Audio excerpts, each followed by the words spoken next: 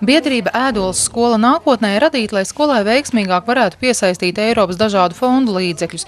Te izdevīs īstenot jau 3 projektus – izveidot sporta laukums, iegādāts sporta inventārs un izremontētas bibliotēkas telpas, kur izveidots interešu centrs. Ir iztaisīts remonts skaists, ir plaukti, ir galdi un projekta ietvaros arī tiks iegādāts ārā inventārs, lai mēs varam organizēt nometnes bērniem un tām pašām interešu grupām, kas te darbosies.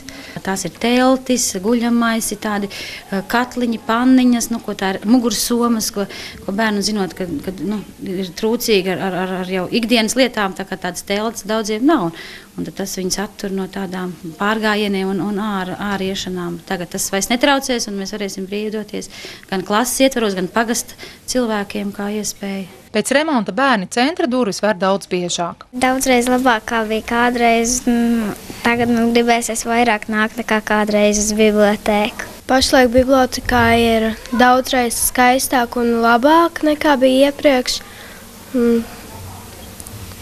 Es priecājos par to, ka šeit ir veikts remonts. Es gribu lasīt, un ka man nav ko tā pēc stundām darīt.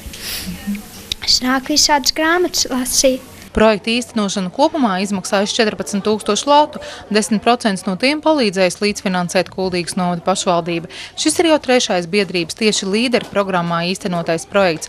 Vēl par vienu, par interaktīvas mācību takas izveids Piņķu gravā, kas atrodas līdzās skolai, gaida apstiprinājumu, bet padomā jau jaunas lietas, kuras arī biedrība mēģinās īstenot ar līderu programmas atbalstu. Ir jau plānots, vasaras vidū ir jauna tā kārta, tā kā ir jau idejas galvā, kuras vajadzētu īstenot.